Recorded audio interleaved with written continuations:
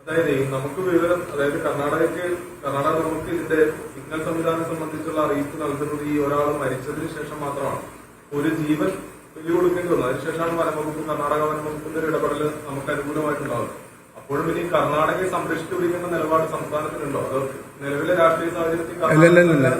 രാഷ്ട്രീയ സാഹചര്യവും ഈ വിഷയവും തമ്മിൽ ഒരു ബന്ധമില്ല.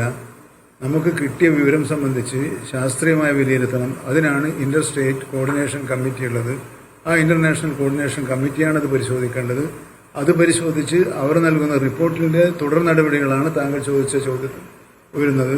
തീർച്ചയായും ശരിയായ ആക്ഷേപവും പരാജയപ്പെട്ടു എന്നതാണെങ്കിൽ എന്തുകൊണ്ട് പരാജയപ്പെട്ടു എന്ന് പരിശോധിക്കാനും ഉചിതമായ നടപടികൾ സ്വീകരിക്കാനും ഗവൺമെന്റിന് യാതൊരു മടിയുമില്ല.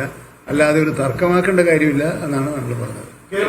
കേരളത്തിലെ വനംവകുപ്പിന് ജനങ്ങളെ കൂടി സംരക്ഷിക്കേണ്ട ബാധ്യതയുണ്ടോ, അതോ മൃഗങ്ങളെ മാത്രം സംരക്ഷിക്കേണ്ട ബാധ്യതയാണുള്ളത്? അതൊരു ഇരുതലം മൂർച്ചയുള്ള ചോദ്യമാണ്. വനം വകുപ്പിനെ മാത്രമാക്കി നമുക്ക് ഗവൺമെന്റിന്റെ പ്രവർത്തനങ്ങളെ വിലയിരുത്താൻ സാധിക്കില്ല.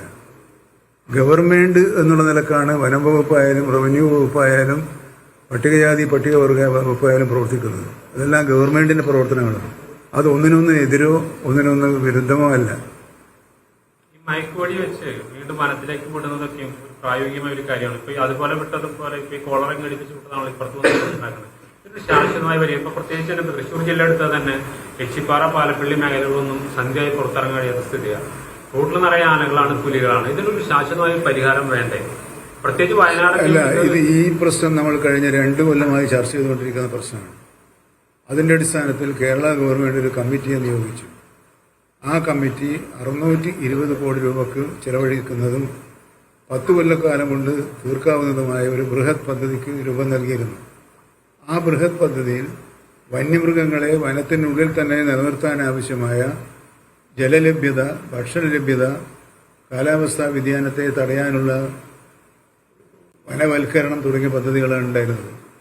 ഞങ്ങൾ നിരന്തരമായി കേന്ദ്ര ഗവൺമെന്റിന് മുമ്പാകെ ഈ നിർദ്ദേശം വെച്ചെങ്കിലും സാമ്പത്തികമായി ഈ കാര്യത്തിൽ ഒരു സഹായവും നൽകാൻ കഴിയില്ല എന്നുള്ള നിലപാടാണ് ദൗർഭാഗ്യവശാൽ അവരെടുത്തത്.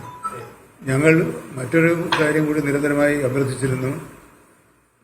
ക്ഷുദ്രജീവികളായി ജനങ്ങളെ ജീവനും സ്വത്തിനും അപകടം വരുത്തുന്ന വന്യമൃഗങ്ങളെ ക്ഷുദ്രജീവികളായി പ്രഖ്യാപിക്കാനുള്ളൊരു നടപടി സ്വീകരിക്കണമെന്ന ആവശ്യവും കഴിഞ്ഞ 2 വർഷക്കാലമായി നമ്മൾ ഉന്നയിച്ചുകൊണ്ടിരിക്കുകയായിരുന്നു.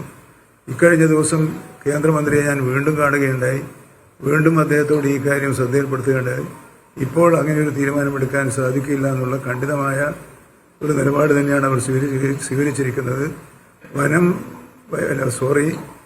വന്യജീവി സംരക്ഷണ നിയമത്തിൽ കാലോചിതമായ മാറ്റങ്ങൾ വരുത്തണമെന്ന കാര്യത്തിൽ കേരളത്തിലെ ആർക്കും അഭിപ്രായ വ്യത്യാസമില്ല. പക്ഷേ ആ മാറ്റം വരുത്താനുള്ള നിയമ നടപടികൾ ആരംഭിക്കേണ്ടത് സംസ്ഥാന ഗവൺമെന്റല്ല, കേന്ദ്ര ഗവൺമെന്റാണ് എന്ന് പലപ്പോഴും പ്രസംഗിക്കുന്നവരും പ്രസ്താവന ഇറക്കുന്നവരും വിസ്മരിച്ചു പോകുന്നു എന്ന കാര്യം നമ്മുടെ ശ്രദ്ധയിൽപ്പെട്ടതുകൊണ്ടാണ്. അതും കൂടി അങ്ങനെയുള്ളവർ ശ്രദ്ധിച്ചാൽ നന്നായിരുന്നു എന്ന അപേക്ഷയാണ്. ഇപ്പോഴത്തെ നിലയിൽ ഇപ്പോഴത്തെ ആനയുടെ മൂവ്മെന്റ് വെച്ചിട്ട് അതിനെ വെടിവെക്കേണ്ട സാഹചര്യമില്ല എന്ന് നമ്മൾ ഓരോ മിനിറ്റിലെ അഭിപ്രായമല്ലല്ലോ പറയുന്നത്. ഈ തീരുമാനം ഞാൻ അഭിപ്രായം പറഞ്ഞു കഴിഞ്ഞാൽ അരമണിക്കൂറിനകം സിറ്റുവേഷൻ മാറിയാൽ മന്ത്രി പറഞ്ഞതിന് വിരുദ്ധാണെന്നല്ലേ വരിക. അല്ല, അതാ ഞാൻ പറയാം, നിങ്ങളാ ചോദിച്ച ചോദ്യം ഒരു ഇരുതരം മുറിച്ചുള്ള ചോദ്യമാണ്. മന്ത്രിക്ക് അങ്ങനെ പറയാം. നമ്മൾ ഒരു മിനിറ്റ് ഇപ്പൊ കിട്ടുന്ന ഒരു വാർത്തയുടെ അടിസ്ഥാനത്തിൽ മാത്രം തീരുമാനമെടുക്കാൻ കഴിയും. അപ്പോൾ അതിനാണ് നിരീക്ഷണം ശക്തിപ്പെടുത്തുകയും ആ വെടിവെക്കേണ്ട സാഹചര്യം ഉണ്ടായാൽ ആ നിമിഷം അത് വെടിവെക്കാൻ ആവശ്യമായ എല്ലാ ഭൗതിക സാഹചര്യങ്ങളും ഒരുക്കി വെച്ച് തയ്യാറെടുപ്പിലാണ് വനംവകുപ്പ്. വിദഗ്ധ സംഘം അവിടെ എത്തിയിട്ടുണ്ട്. കുങ്കി ആനകൾ അവിടെ എത്തിയിട്ടുണ്ട്. ആനയെ മയക്ക് വെടിവെച്ച് പിടിച്ചു കഴിഞ്ഞാൽ മൂവ്മെന്റിനുള്ള സൗകര്യങ്ങൾ ഉണ്ടാക്കി വെച്ചിട്ടുണ്ട്. എല്ലാ കാര്യങ്ങളും. പക്ഷേ അതൊരു മുൻകരുതലാണ്. ഏത് ഘട്ടത്തിലാണ് വേണ്ടി വരിക നമുക്ക് ഇപ്പൊ തീരുമാനിക്കാൻ പറ്റില്ല.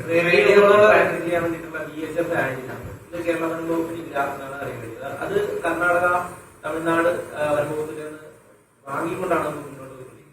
അല്ല, അങ്ങനെയല്ല. അല്ലല്ല, കർണാടകയുടെ ചിപ്പിൽ നിന്നും നമുക്ക് ഡയറക്റ്റായ ഇൻഫർമേഷൻ കിട്ടാൻ ആവശ്യമായ ആന്റിന സംവിധാനം ഇല്ല എന്നാണ്.